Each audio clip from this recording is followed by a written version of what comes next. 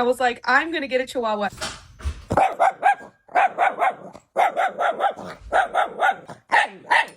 My name is Raquel, and this is Raina's story for GeoBeats. Raina was part of a hoarding situation. Raina wants an ooh. Right?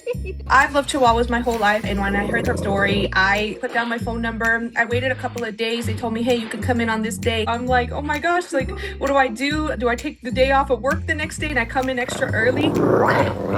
So I actually camped out the ACPS animal shelter like since 5 or 6 in the morning that day. The center picked her out for me because they knew that I was waiting so long. I literally greeted every single person that went into the building, and they told me, we picked her specifically for you to adopt.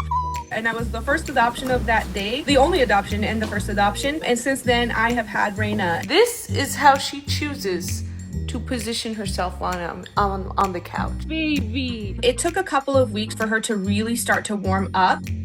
I love rubbing her belly. Raina, we can't just lounge around all day. She just loves like aggressive, like scratching and belly slapping, and she gets stressed out if I stop. See? She has a grade 3 and grade 4 knee permanent dislocation, and they think that she was stepped on at a very young age. I think there was a lot of chaos in the home.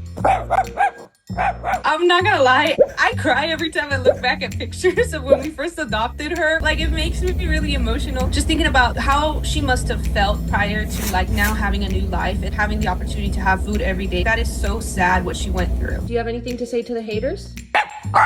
Sometimes if my husband goes and grabs the bowl, she thinks like, oh, she's getting food taken away or something. I want her to know that's never gonna happen again. She is gonna have food every single day. The girls get something special.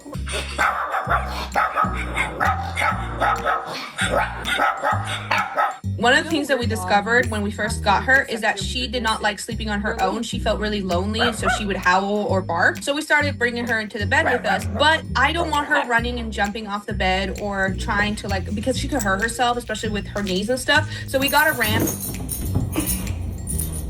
Every single night I say it's time to go to bed, and she happily runs up the bed. Time to go to bed. Hi baby, you ready to go to bed? Okay, there you go, my love. She's a very funny dog, pretty much attached to my hip 24/7. What did I say about sitting weird? Come on. Let's sit regularly, please. Thank you. Like, even during this interview, she's like just sitting right here, making sure she's right next to me. I would tell her that I love her so much, and she never has to worry about anything. As soon as I stop, yep, there we go again. She's bad. Whoever said that nobody is more tired than an unemployed Chihuahua is correct.